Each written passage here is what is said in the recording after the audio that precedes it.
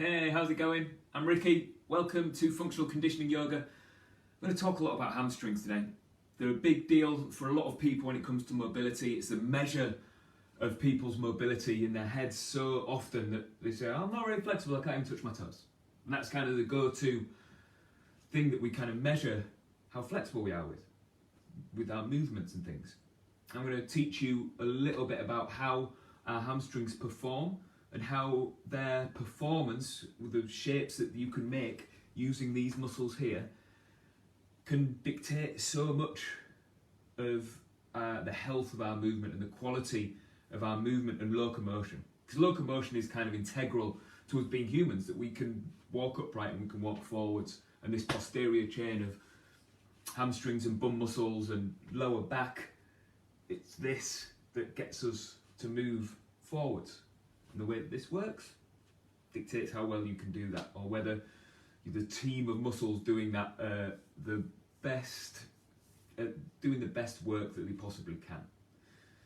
Okay, we'll get into that in a bit, but first let's just get into some breathing and getting seated. I'm still super early actually. I'm not going to get started yet. I can still talk. So I've still got like 4 minutes or something left to talk to you about what this is we do. So if we think about the hamstrings flexibility, it's your ability to touch your toes. That's cool. That's the lengthening of this meat here and this meat here as well. It's all kind of part of the deal. It can't not be. This is your hamstring flexibility. And if you've been to any of my classes before, any of my mobility classes, I'm always going to talk about the opposing angle. So if this is the progressive angle, this is the opening, stretching stuff here. The regressive angle, this angle here between your thigh and your belly, is equally as important. If we're going to think about lengthening this tissue, we need to think about owning the map of having this closing angle stuff. And this is the same, not just for hamstrings, this is for every little bit of mobility that you have, that when one thing shortens, the other side lengthens, and both sides need to be able to get you into the shape and get you out of the shape, and everything in between. And that's what's so interesting, I think, about yoga and about mobility, and it's what I do. It's all I talk about as a job. This is my biggest deal. Across all the strength stuff I do, the handstands, the powerlifting, this mobility, to be able to own our movement, is integral. We can't get flexible, you can't get more bendy without talking about the closing angle stuff, understanding how to control the lengthening of the opposing side. So important. So important. So we will actually get started now. So if you can come down into seated, into cross-legged. You don't have to cross your legs. You can sit however you like. You could sit like this if you want. Sit with one leg out, both legs out, feet out, sat on the sofa. All I want you to be is in a position that you can sit up tall and focus in on how you are breathing. And remember that in yoga, we get caught up in these breathing exercises of doing ujjayi breath, which is like when you breathe like this.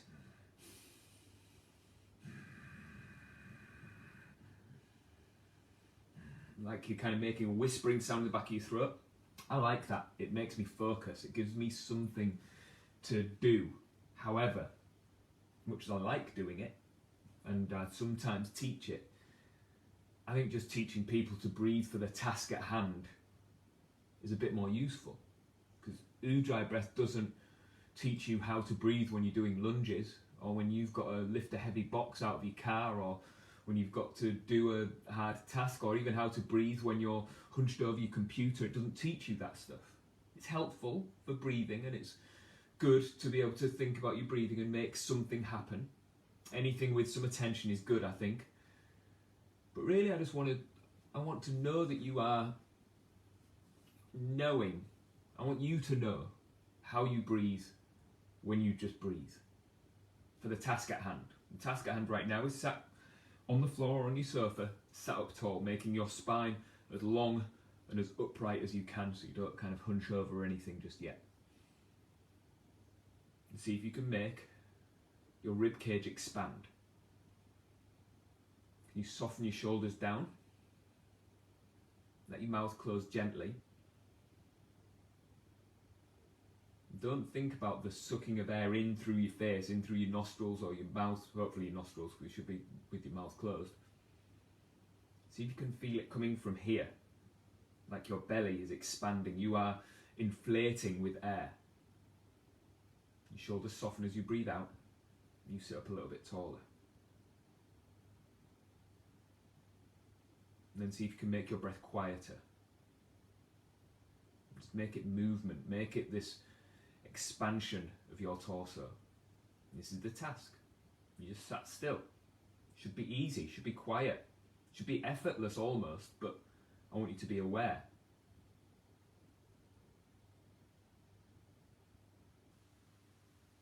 And that feels kind of nice for me. Slow everything down. And to just look inwards, because this is internal training. Start doing a side bend now. So when I say internal training, I'm going to keep on hammering this point home. If you're doing any form of exercise, yoga included, but the best example I can think of is lifting weights. So if you say, I'm going to do a shoulder press, keep doing this side bend, and you pick up a weight, and you pick it up over your head, and you bring it back down again. If your mind is focused on the external shapes that you are making, like getting this weight from here to here, from here to here, I don't think you're doing the best work you possibly can. You're not doing anything wrong. By any means, it's not between right and wrong. I want to know that you can feel the muscles and the joint and the map that you're trying to make. So if we're talking about a shoulder press, I want you to feel this stuff here and feel it irradiate strength against moving that, and what shape this shoulder does as you pull it back down, and to understand where your habit is, where you feel strongest, where you feel weakest, and you start understanding your movement. So let's think about this here, that you start understanding what shape your spine is going into, and see if you can feel it. So for me, the external cue for this one is bring your rib cage down towards the side of your hips. And then you just think side bend, side bend, side bend, side bend, which is kind of lovely and nice, and that's all good. It's not between right and wrong. But when I do better work, I kind of imagine my spine, and I try and make it a bit taller, and I try and squeeze, and I understand more. And I try and feel what muscles are contracting, I try and feel which muscles are lengthening, and I slow it down. And then to make things more complicated, how am I breathing?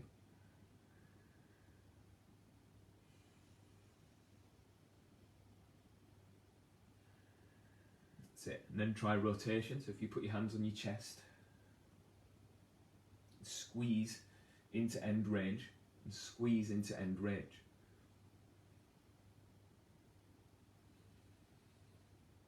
See if you can squeeze a bit further. See if you can squeeze a little bit further.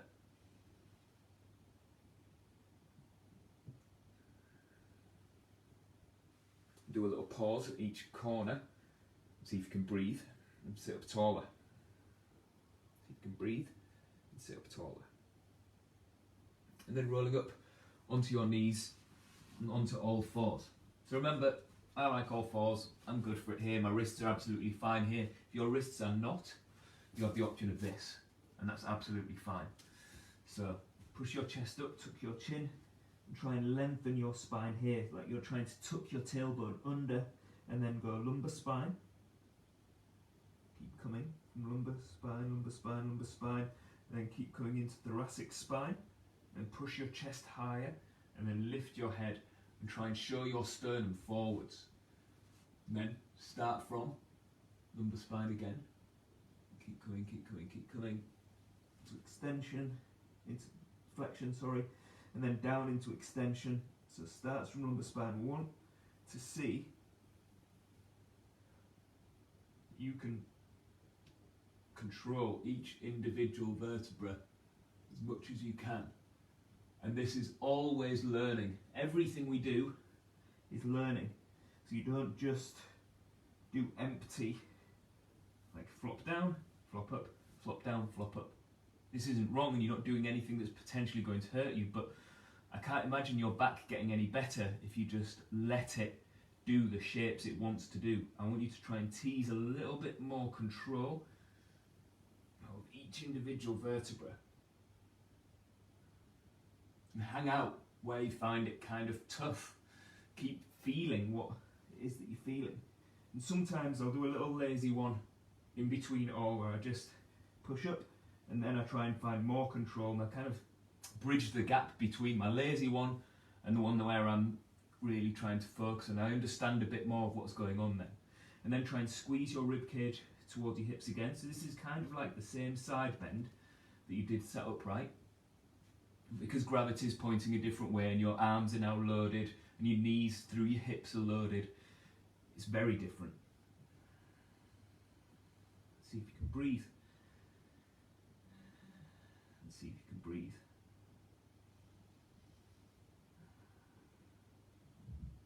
That's it. And then coming up into kneeling. I'm going to try and make this a big part of everything we do because I find it so important, and I'll show you how this relates to other yoga poses in a second when we come up to our feet. Put your hand on your sternum, other hand on top of that hand, and squeeze your rib cage with your elbows. Do a little crunch, rotate, lean back and around, and then a little crunch. And then rotate back the other way, coming around.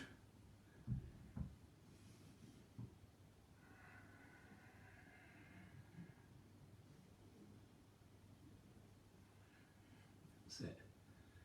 Keep breathing.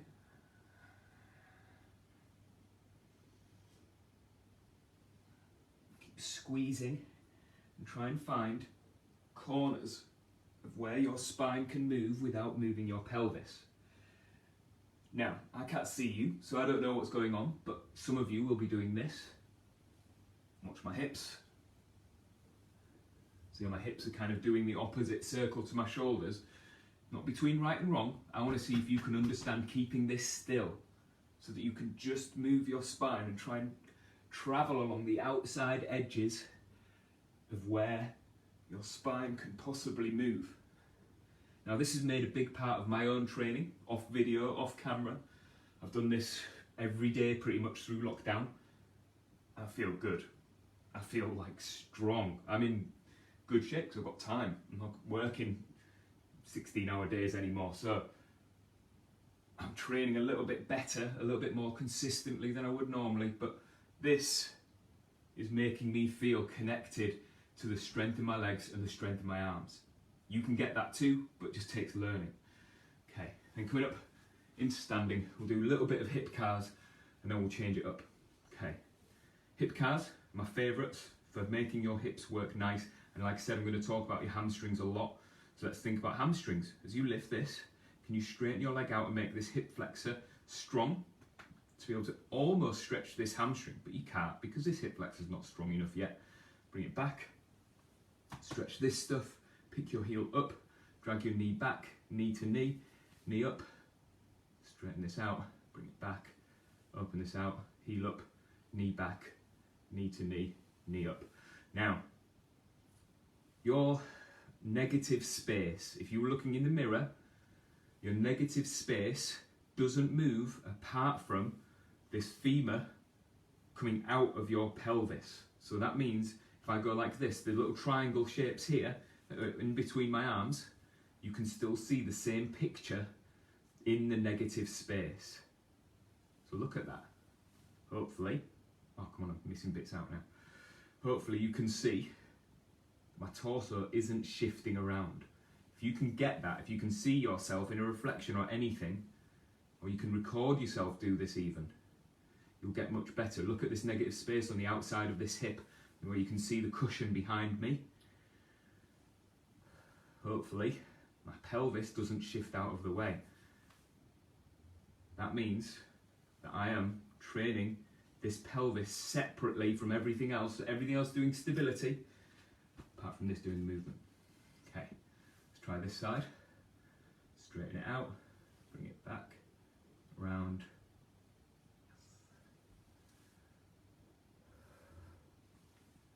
So, can you get all these shapes? With my hands on my hips here, I can feel my lower back as I go to here. The lower back's like, I'll just help. And it starts, this bit here starts lengthening out as I go into extension in my lower back on my left leg.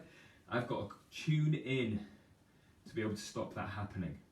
If this is anywhere even nearly new to you, then you've got to allow it to cheat. You've got to allow stuff to go wrong, but know when you can do better and tease better in.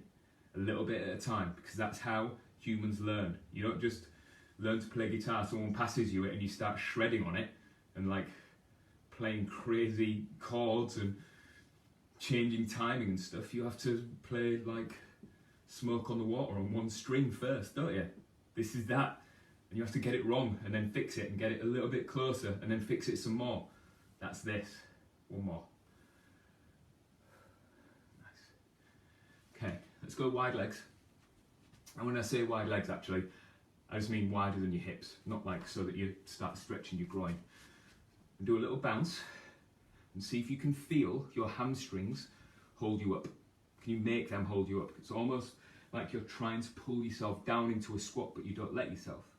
And then try and make your hips travel back as you drop your belly. Let me show you what that looks like sideways. Do a little bounce, feel my hamstrings, look how bent my knees are, and push my hips back. Push them forwards again, push hips back. Don't worry about bending down. Don't try and drop your head, drop your chest or anything. Just move your hips back and you will hinge, hopefully neatly, at the waist here. And then just hang on this hamstring stretch and see if you can move your hips back further, just to see. Not because this is the right way to stretch your hamstrings, I just want to see that you can explore this feeling of stretching and also putting a bit of tension in. So I'm actively trying to pull myself down like this, but I'm kind of not letting myself. I'm kind of stopping dead.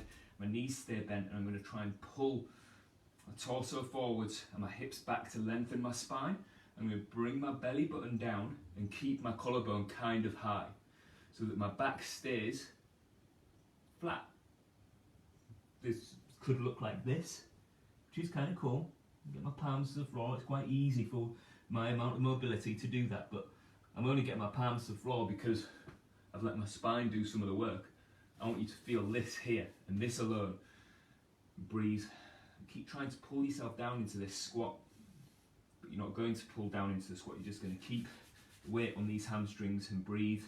Pull belly button down. Maybe even push your hands into your shins. So if I push my hands back this way, I can feel these muscles down my back engage. I can still pull belly button down. Still pull belly button down. Try and lift my collarbone. I'm starting to shake a little bit because it's getting tiring.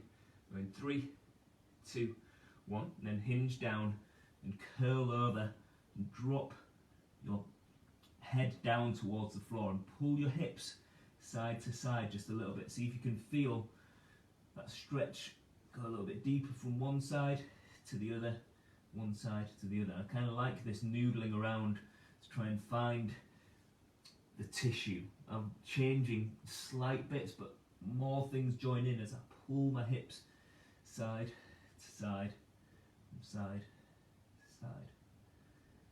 That's it. And then see if you can reach your head forwards and reach your arms up and back. And pick your arms up as high as you can. Palms facing, try and pick up those little fingers and squeeze shoulder blades together. Still a little bit more time and attention on these hamstrings. Let's teach them how to be hamstrings. And bring your hands down. Then sit into low yoga squat, into malasana if you can. So my feet just over hip width apart. I'm going to keep my heels down and drop my hips a little bit at a time as I start showing my chest forwards, and then I'm going to try and squeeze my hamstrings closed here. If you can't sit in malasana, in low yoga squat, with your heels down, it doesn't matter too much. You can have your heels up a bit if you want. Maybe reach your hands forwards and go proud chest and try and close up your hamstrings. So it's like I'm trying to squeeze my calves into my hamstrings. Reach your hands forwards and sit up as tall as you can. Keep squeezing, going 3, 2, 1. Bring your hands down and drop down onto your left knee and bring this foot forward. So I'm going to move sideways on. So you can use a bit of furniture for help if you want. Toes point up, little bend in this knee. To hinge forwards with a long spine here. See how my toes are pointing up? I've got my hand on the sofa to help me.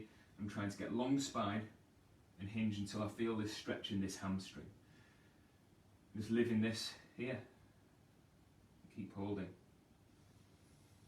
Let's think about, as we hold this passive stretch, the function of our hamstring is to bend our knee to pull our heel towards our bum. That's the function of bicep femoris, this big like muscle down the back of our thigh, but also it extends the hip. So this hamstring here, if I kind of push my hips forwards a bit, then this hamstring plus glute, this posterior chain here, starts pulling my femur backwards. That's what this muscle does. It's part of the team that does those things.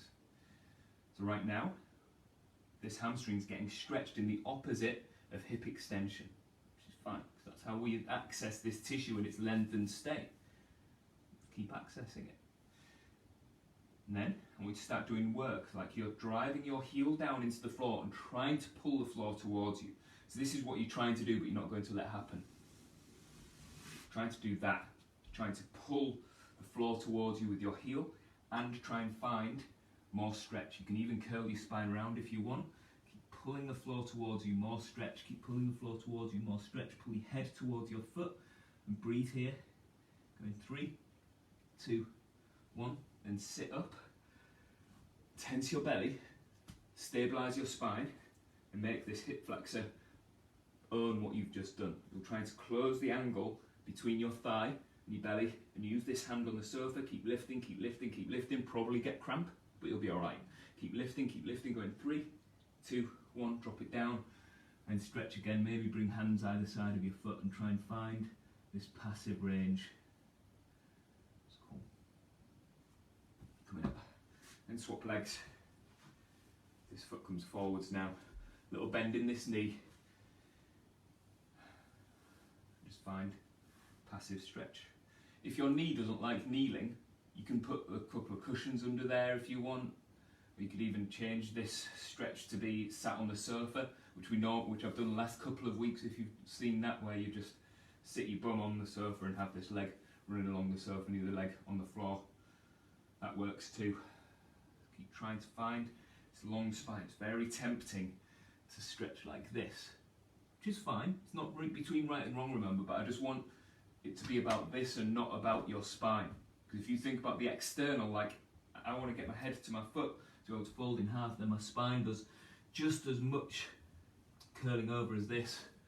And I'm guessing that most of you are hunched over a computer or your phone or the sofa more than you are in extension.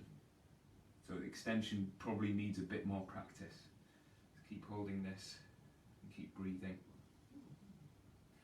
Spend it a bit longer. So this is time under tension. We've got to persuade our central nervous system, not the muscle, but persuade your central nervous system that this lengthening of this tissue is something that is useful to you. Because otherwise your central nervous system will just be like, no, I'll let you stretch for a bit, but I'm just going to go back to what I normally do. And then you finish your yoga class with just as much mobility as you started with. It just goes, because your central nervous system doesn't get persuaded hard enough. So let's persuade it. Let's show it that there needs to be able to perform here. There needs to be able to be tension and stretching now. So just start trying to pull the floor towards you with your heel. Toes still pointing up, a little bend in this knee. Find a long spine. Keep finding more space, more space. Keep pulling down, keep pulling down. See if you can tense your belly a little bit. Keep putting tension into this hamstring and breathe. Keep holding, going 3, 2, 1. Sitting up, and then try and lift this foot. Come on. Lift it, and lift it, and show this hip flexor you are strong enough. This is strong enough to stretch this stuff. Keep holding, keep holding, keep holding. 3, 2, 1, and then find all the end range. Bring your head forwards. It's cool. Fantastic. And then coming out and down into 90-90. If you're not sure about 90-90, just sit on your bum, grab hold of your right leg, pick it up and put it behind you. And then it's 90-90 because it's 90-degree angles in the knee. Sit up tall, see if you can make your spine long and less like a C shape like this. And then drop your spine forwards and long over the middle of your shin. And see how you can find this tissue here. So outside of your bum, maybe the outside of your thigh a bit, and keep pulling yourself down. Keep stretching. Keep breathing.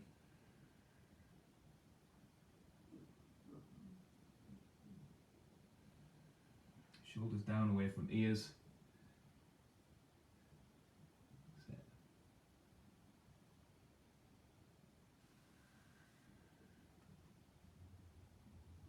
I'm just exploring this feeling of stretching this hip. It's got to be this stuff here.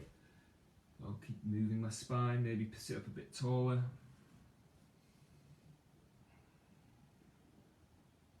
That's it.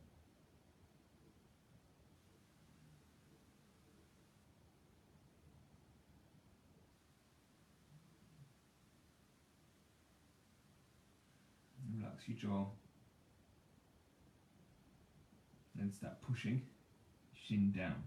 I'm going to make tension. You with this. I want tension to be felt in the outside of this hip. Keep pushing down, keep pushing down, keep pushing down. Keep driving both ankles down, push harder, push your knee down, push your shin down, maybe even fold over more. Find more length, keep pushing, keep pushing, keep pushing. Going 3, 2, 1. Hold this lengthened position. Now I want to swap the direction that you're pulling and pull this shin up towards your chest. Hold it here for a second. Keep holding, keep trying to pull this shin up to your chest, and you'll just feel muscles in your belly. And it's like a searching of your central nervous system to find the tissue that could possibly pull this heel towards your face. And then sit up a little bit until you start getting a little bit of air time, and hold, and hold, and hold. 3, 2, 1, drop. And drop yourself down. You can curl your spine over now and really find all these end ranges. And sitting up, staying in this shape, I want you to pull your heel towards your bum on this back leg. So let's talk more about these hamstrings and this hip. Can you squeeze your hamstring closed here? Maybe grab hold of your foot, pick up this knee and squeeze this hamstring closed. Give it a bit of help with your hand. And breathe and squeeze shoulder blades together. That's it. You pull this knee back a bit. And then start squeezing hamstring closed. Squeeze more, we're just going to do the rails, we're just going to do the regressive stuff. So I want your hamstring to be able to perform in its closed position here. Let go with your hand and keep this closed, like you try to squeeze your heel towards your bum, point this knee forwards, knee back, knee forwards, knee back, while your hamstring is closed up. Get this posterior chain to be able to do this stuff.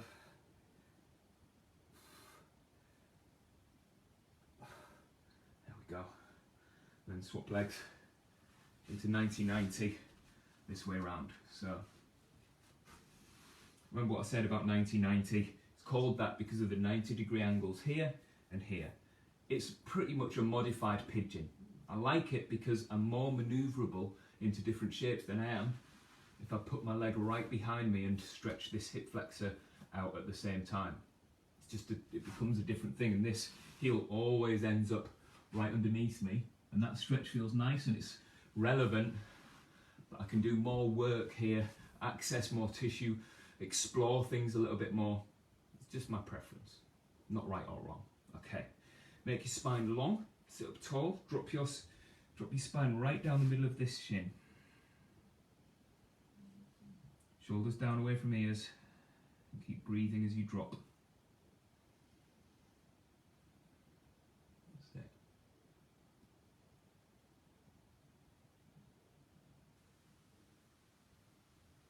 Cool. Relax your jaw, keep pulling yourself forwards.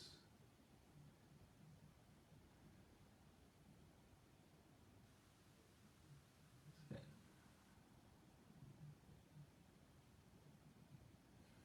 And just see if you can just relax here for a bit and feel stretchy stuff happen.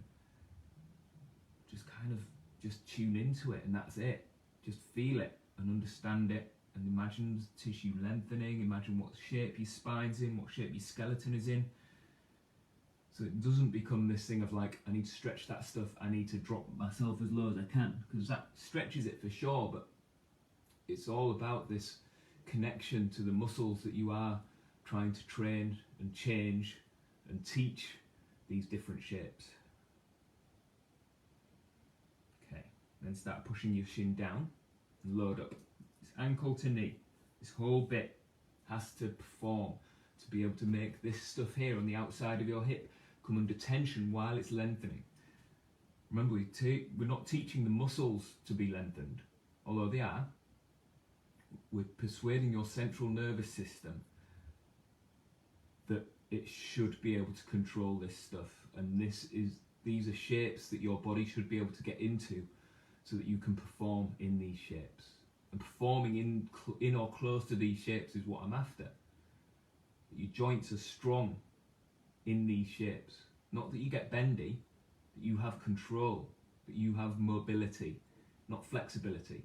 Flexibility is fine, never between right and wrong with me. It's always about learning, trying to better yourself. So you should be able to make tension here, like use that tissue that we're stretching and find more stretching, more tension, more stretching, more tension, going 3, 2, 1, and then swap the direction. Try and squeeze this heel towards your face. Feel the muscles in your belly. You're going to have to push into the floor probably. You're going to have to use that back leg to push down, to find some purchase to be able to start lifting this, and then slowly lift your chest, and then lift this heel up towards your face. Try and own it. Hold, hold, hold. Going 3, 2, 1. Drop and stretch. And find all good end range. Relax your jaw. Sit. And sitting up. And heel to bum. Grab hold of your foot. Squeeze this heel towards your bum. And pick this knee up and drag it back. Relax your jaw.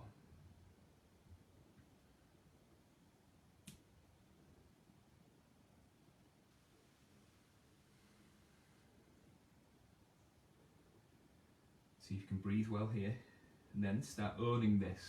So you start taking your hand away and squeeze your hamstring closed.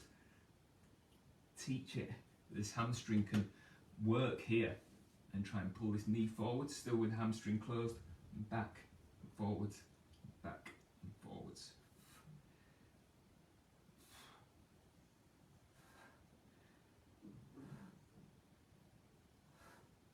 Nice. And up. In seated, soles of the feet together, elbows on top of your knees, hands on top of your ankles, and just push down. So if you're a bit more flexible than me and your knees go a little bit lower, you can just have your arms open with your forearms or wrists or anything, just pushing down a little bit here so we get this little stretch here. See if you can sit up a bit taller. I kind of like hands here as I push my elbows down, because it pulls my shoulders down away from my ears and I can sit up a bit taller and breathe here.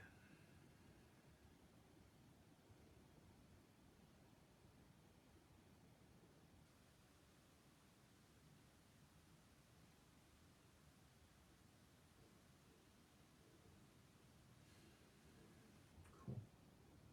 And then start pushing your knees up into your arms. So again, your arms can go wherever you like, that you feel like you've got something to push against.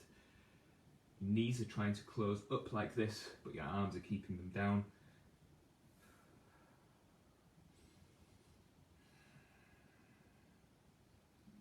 Keep fighting, keep fighting.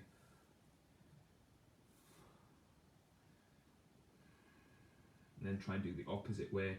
So maybe just go hands on top of your feet, grab hold of your thumbs onto your balls of your feet and open your feet out like a book.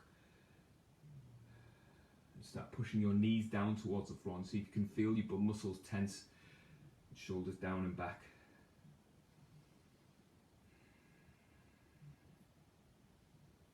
Good. Then it's cross-legged. Maybe you can finish in half lotus if half lotus is comfortable. Might be a bit more comfortable after doing that. Maybe full lotus if you want. I'm not keen on full lotus though, because the bottom, whatever leg's on the bottom, has to do a weird knee thing to get this leg up here. It's got to be like really available to you. I'm not bothered about trying to force that shape, or this shape for that matter, because it is quite a, if your knee doesn't have the range, your knee doesn't have the range. I don't think trying to force that will happen very well. It's got to come from hips rather than your knee feeling like it's getting twisted out of its socket. Okay, move your neck side to side. Sit up taller. And let your eyes close. Just finish how we started. Just trying to make your breath kind of effortless, but also really specific. You expand. It stays consistent. Bring palms together. Thumbs to forehead, tuck your chin, roll forwards.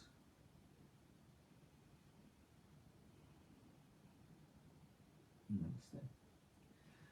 Thank you so much for hanging out with me on this afternoon. It's kind of grey here in Scarborough, but it's not wet, so that's kind of good. Let me know what you've got going on. Tell me about your mobility, your injuries, everything that's kind of happening with you, and we'll work it out and keep doing better, and I'll keep trying to make it fit for you, and we'll talk about it live in the class. Cool. All right.